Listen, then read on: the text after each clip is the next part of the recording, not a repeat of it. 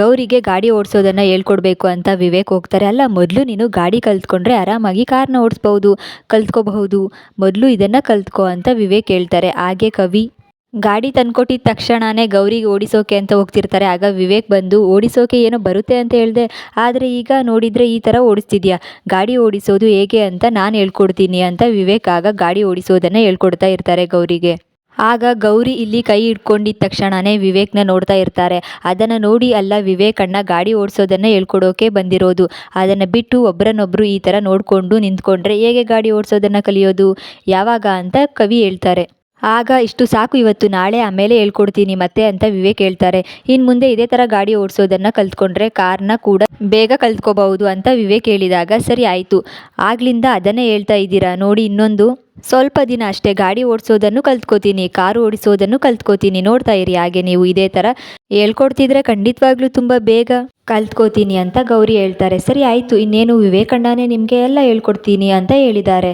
ಮತ್ತೆ ಇನ್ಯಾಕೆ ನಾನು ನನ್ನ ಪಾಡಿಗೆ ನಾನು ಆರಾಮಾಗಿರ್ತೀನಿ, ಗಂಡ ಹೆಂಡತಿ ಮಧ್ಯೆ ನಾನು ಯಾಕೆ, ನೀವಿಬ್ಬರೇ ಆರಾಮಾಗಿ ಕಲ್ತ್ಕೊಳ್ಳಿ ಅಂತ ಆಗ ಕವಿ ಹೇಳ್ತಾರೆ.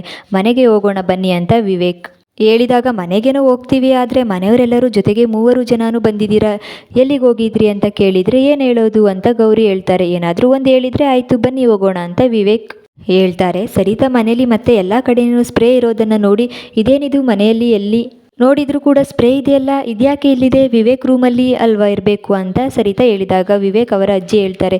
ವಿವೇಕ್ ಪರಿಸ್ಥಿತಿ ನೋಡಿದ ಮೇಲೆ ಗೌರಿ ಎಲ್ಲ ಕಡೆಯೂ ಇರಬೇಕು ಅಂತ ಹೇಳಿ ಎಲ್ಲ ಕಡೆಯೂ ಇಟ್ಟಿದ್ದಾರೆ. ಅಡುಗೆ ಮನೆ, ಹಾಲ್, ಹಾಗೆ ನಿಮ್ಮ ರೂಮ್ನಲ್ಲಿ ಕೂಡ ಇದೆ, ನನ್ನ ರೂಮ್ನಲ್ಲೂ ಈ ಸ್ಪ್ರೇ ಇಟ್ಟಿದ್ದಾರೆ. ಯಾಕಂದರೆ ಯಾವ ಸಮಯದಲ್ಲಿ ಎಲ್ಲಿ ಬೇಕಾದರೂ ಬೇಕಾಗಬಹುದು ಅಂತ ಎಲ್ಲ ಕಡೆ, ಆಫೀಸಲ್ಲಿ ಎಲ್ಲ ಕಡೆಯೂ ಇಟ್ಟಿದ್ದಾರೆ ಅಂತ ವಿವೇಕ್ ಅವರ ಅಜ್ಜಿ ಹೇಳ್ತಾರೆ. ಈಗಲಾದರೂ ಗೊತ್ತಾಯ್ತಾ ಗೌರಿ ಅಂತ ಒಳ್ಳೆ ಮನಸ್ಸಿನ ಹುಡುಗಿ ಅಂತ. ನಿಜ ಹೇಳ್ಬೇಕಂದ್ರೆ ವಿವೇಕ್ ಬಗ್ಗೆ ಎಷ್ಟೆಲ್ಲ ಕಾಳಜಿ ತೋರಿಸ್ತಾಳೆ. ಇಷ್ಟು ದಿನ ಆದರೂ ಯಾವತ್ತೂ ನಾವು ಈ ಥರ ಯೋಚನೆ ಮಾಡಿರಲಿಲ್ಲ. ಪರಿಸ್ಥಿತಿ ಬರಬಾರ್ದು, ಹಾಗೆ ಸ್ಪ್ರೇ ಇಲ್ಲ ಅಂತ ಹೇಳ್ಬಾರ್ದು ಅಂತ ಎಲ್ಲ ಕಡೆಯೂ ತಂದಿಟ್ಟಿದ್ದಾಳೆ.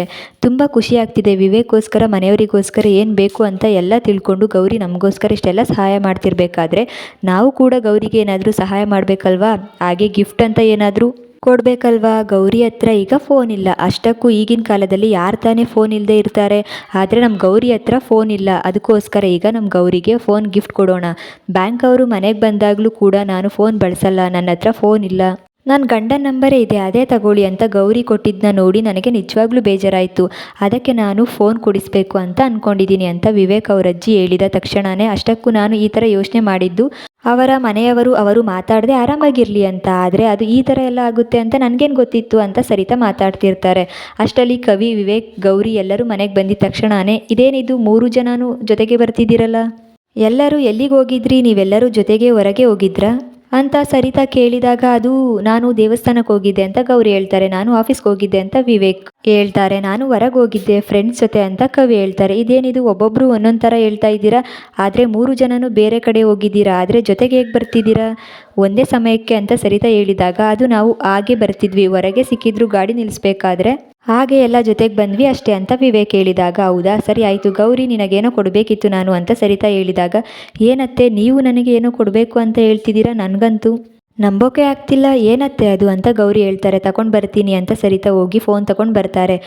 ಆಗ ಗೌರಿಗೆ ಕೊಟ್ಟು, ತಗೋ ಇದನ್ನು ನನ್ನ ಕಡೆಯಿಂದ ನಿನಗೋಸ್ಕರ ಗಿಫ್ಟ್, ನಿನ್ನ ಹತ್ರ ಫೋನ್ ಇರಲಿಲ್ಲ ಅಲ್ವಾ, ಅದಕ್ಕೆ ಕೊಡಬೇಕು ಅನ್ನಿಸ್ತು, ಇನ್ಮೇಲೆ ನೀನು ಆರಾಮಾಗಿ ಫೋನ್ ಬಳಸ್ಬೋದು ಅಂತ ಸರಿತಾ ಹೇಳಿದಾಗ ಮನೆಯವರೆಲ್ಲರಿಗೂ ಆಶ್ಚರ್ಯ ಆಗುತ್ತೆ. ಸರಿತಾ ಫೋನ್ ಕೊಡ್ತಿರೋದನ್ನ ನೋಡಿ, ಅತ್ತೆ ನನಗೋಸ್ಕರ ನೀವು ಕೊಡ್ತಿದ್ದೀರಾ, ಅದು ಗಿಫ್ಟ್, ನನಗೆ ನಂಬೋಕೆ ಆಗ್ತಾ ಇಲ್ಲ, ಅಲ್ಲ ಇದನ್ನೆಲ್ಲ ಬೇಡ ಅಂತ ಹೇಳಿದ್ರಲ್ಲ ಅಂತ ಗೌರಿ ಹೇಳ್ತಾರೆ. ಹೌದು, ಆದರೆ ಈಗ ನಾನೇ ಹೇಳ್ತಾ ಇದ್ದೀನಿ, ಫೋನು ನಿನಗೆ ಬೇಕಾಗುತ್ತೆ, ಅದಕ್ಕೋಸ್ಕರ ನಾನು ಕೊಡ್ತಿರೋದು, ತಗೋ ಅಂತ ಸರಿತಾ ಗೌರಿಗೆ ಕೊಡ್ತಾರೆ. ಆಗ ತುಂಬ ಖುಷಿಯಾಗುತ್ತೆ. ನಿಜವಾಗ್ಲೂ ನೀವು ಕೊಡ್ತಿರೋದು ನನಗೆ ನಂಬಕ್ಕೆ ಆಗ್ತಿಲ್ಲ ಅತ್ತೆ, ತುಂಬ ಖುಷಿಯಾಗ್ತಿದೆ, ಥ್ಯಾಂಕ್ಸ್ ಅತ್ತೆ ಅಂತ ಗೌರಿ ಹೇಳ್ತಾರೆ. ಆಗ ವಿವೇಕ್ ಮತ್ತು ಮನೆಯವರೆಲ್ಲರೂ ಆಶ್ಚರ್ಯದಿಂದ, ಇದೇನಿದು ಅಮ್ಮ ಇಷ್ಟೆಲ್ಲ ಬದಲಾಗಿದ್ದಾರಲ್ಲ, ನನಗೇನೆ ನಂಬಕ್ಕಾಗ್ತಿಲ್ಲ ಅಂತ ವಿವೇಕ್ ಅಂದ್ಕೊಂಡು ಯೋಚನೆ ಮಾಡ್ತಿರ್ತಾರೆ. ನಾನೇ ಪುಣ್ಯವತಿಗೆ ಒಂದು ಫೋನ್ ಕೊಡಿಸೋಣ ಅಂತ ಅಂದ್ಕೊಂಡಿದ್ದೆ, ಆದರೆ ಇದರ ಬಗ್ಗೆ ಹೇಳಿದರೆ ಅಮ್ಮ ಮತ್ತೆ ಏನು ಅನ್ಕೋತಾರೋ ಅಂತ ಯೋಚನೆ ಮಾಡ್ತಿದ್ದೆ, ಆದರೆ ಅಷ್ಟರಲ್ಲಿ ಇವರೇ ಕೊಟ್ಬಿಟ್ರಲ್ಲ ಅಂತ ನನಗಂತೂ ತುಂಬ ಖುಷಿ ಆಗ್ತಿದೆ ಅಂತ ವಿವೇಕ್ ಅನ್ಕೋತಾ ಇರ್ತಾರೆ. ಗೌರಿ ನಿನಗೋಸ್ಕರ ಅಂತ ನಿಮ್ಮ ಅತ್ತೆ ಇಷ್ಟೆಲ್ಲ ಮಾಡ್ತಿದ್ದಾರೆ, ಹಾಗೆ ನಿನ್ನ ಮೇಲೆ ಪ್ರೀತಿ ಇದೆ ಅಂತ ಈಗ ಅರ್ಥ ಆಯಿತು, ನಿನ್ನನ್ನು ಸೊಸೆ ಅಂತ ಒಪ್ಕೋತಾ ಇದ್ದಾರೆ, ಅದಕ್ಕೇನೆ ಇಷ್ಟೆಲ್ಲ ನಿನಗೆ ಗಿಫ್ಟ್ ಕೊಡ್ತಾ ಇರೋದು, ಕೊನೆಗೂ ನಿಮ್ಮ ಅತ್ತೆ ನಿನ್ನ ಒಪ್ಕೊಂಡ್ರು ಅಂತ ಆಶಾ ಹೇಳಿದ ತಕ್ಷಣವೇ, ಹಾಗೆಲ್ಲ ಏನೂ ಇಲ್ಲ, ಫೋನ್ ಎಲ್ಲದಕ್ಕೂ ಬೇಕು, ವಿವೇಕ್ ಪರಿಸ್ಥಿತಿ ಹೇಗಿತ್ತು ಅಂತ ನಿಮಗೆ ಗೊತ್ತಲ್ವಾ, ಅದಕ್ಕೋಸ್ಕರ ಆದರೂ ಫೋನ್ ಬೇಕು ಅಂತ ಕೊಟ್ಟಿದ್ದೀನಿ ಅಂತ ಸರಿತಾ ಹೇಳ್ತಾರೆ. ಅದನ್ನು ಬಿಟ್ಟು ಯಾವ ಪ್ರೀತಿನೂ ಇಲ್ಲ ಏನೂ ಇಲ್ಲ, ಹಾಗೆ ನಾನು ಒಪ್ಕೊಂಡು ಇಲ್ಲ ಅಂತ ಸರಿತಾ ಹೇಳ್ತಾರೆ. ಆಯಿತು, ಆದರೆ ಒಂದಲ್ಲ ಒಂದು ದಿನ ಇದೇ ಥರ ಪ್ರೀತಿಯಿಂದ ಕೊಡ್ತೀರಾ, ನೋಡ್ತಾ ಇರಿ, ಹಾಗೆ ಸೊಸೆ ಅಂತ ಕೂಡ ಒಪ್ಕೋತೀರಾ ಅಂತ ಗೌರಿ ಹೇಳ್ತಾರೆ. ಇದನ್ನು ನೋಡಿ ಮೋನಿಕಾ ಕೋಪ ಮಾಡಿಕೊಂಡು ಹೋದಾಗ, ಇದೇನಿದು ಮೋನಿಕಾ ಕೋಪ ಮಾಡ್ಕೊಂಡು ಹೋಗ್ತಿದ್ದಾಳಲ್ಲ ಅಂತ ಅನಿಕೇತ್ ಅನ್ಕೋತಾ ಇರ್ತಾನೆ. ಏನಾಯಿತು, ಅಷ್ಟಕ್ಕೂ ನಾನು ಈಗ ತಾನೇ ಈ ಫೋನ್ ತಗೊಂಡಿದ್ದು, ಇನ್ನೂ ಒಂದು ದಿನ ಕೂಡ ಆಗಿಲ್ಲ, ನಿನ್ನೆ ತಾನೇ ತಗೊಂಡಿದ್ದು, ಈ ಫೋನ್ ನೀನೇ ತಗೋ ಅಂತ ಹೇಳಿದಾಗ, ಇದೆಲ್ಲ ನನಗೆ ಯಾಕೆ ಕೊಡ್ತಿದ್ದೀರಾ ಅನಿಕೇತ್ ಅಂತ ಮೋನಿಕಾ ಹೇಳ್ತಾರೆ. ಯಾಕೆ ಅಂತ ಹೇಳಿದರೆ, ಗೌರಿಗೋಸ್ಕರ ವಿವೇಕ್ ಬ್ಯಾಂಕ್ ಅಕೌಂಟ್ ಓಪನ್ ಮಾಡಿಸ್ಕೊಟ್ರು ಅಂತ ನೀನು ಅಷ್ಟೆಲ್ಲ ಮಾತಾಡಿದ್ಯಲ್ಲ, ಮನೇಲಿ ಏನೆಲ್ಲ ಆಯಿತು ಅಂತ ನಿನಗೆ ಚೆನ್ನಾಗಿ ಗೊತ್ತು, ಅದಕ್ಕೋಸ್ಕರ ಈಗ ಮತ್ತೆ ನೀನು ಕೋಪ ಮಾಡ್ಕೊಳ್ಳೋದು ಬೇಡ ಅಂತ ನಾನು ಫೋನ್ ಕೊಡ್ತಾ ಇದ್ದೀನಿ. ಸರಿತಾ ದೊಡ್ಡಮ್ಮ ಗೌರಿಗೆ ಫೋನ್ ಕೊಟ್ಟಿರಬಹುದು, ಆದರೆ ಈಗ ನಾನು ನಿನಗೆ ಫೋನ್ ಕೊಡ್ತಾ ಇದ್ದೀನಿ, ತಗೋ ಅಂತ ಅನಿಕೇತ್ ಹೇಳಿದಾಗ, ಇಲ್ಲ ಅನಿಕೇತ್, ನನಗೆ ಇದೆಲ್ಲ ಯಾವುದೂ ಬೇಡ, ಅಷ್ಟಕ್ಕೂ ನನಗೆ ಬೇಕಾಗಿರೋದು ನಾನು ಹೆಸರು ಮಾಡಬೇಕು, ಹಾಗೇನೆ ಈ ಮನೆಯವರೆಲ್ಲರೂ ಮೋನಿಕಾ ಹತ್ರ ನಾವು ಈ ಥರ ಎಲ್ಲ ಮಾತಾಡಿದ್ವಲ್ಲ, ನಾವು ಮಾತಾಡಿದ್ದು ತಪ್ಪು ಅಂತ ಮನೆಯವರೆಲ್ಲರೂ ನನಗೆ ತುಂಬಾ ಗೌರವ ಕೊಡಬೇಕು, ಹಾಗೆ ಈ ಮನೇಲಿ ಗೌರಿಗಿಂತ ಜಾಸ್ತಿ ಹೆಸರು ಗೌರವ ನನಗೆ ಸಿಗಬೇಕು, ಅದೇ ನನಗೆ ಬೇಕಾಗಿರೋದು. ಈ ಫೋನ್, ಪ್ರೀತಿ, ಹಾಗೆ ಬ್ಯಾಂಕ್ ಅಕೌಂಟ್ ಇದೆಲ್ಲ ಯಾವುದೂ ಬೇಡ ನನಗೆ.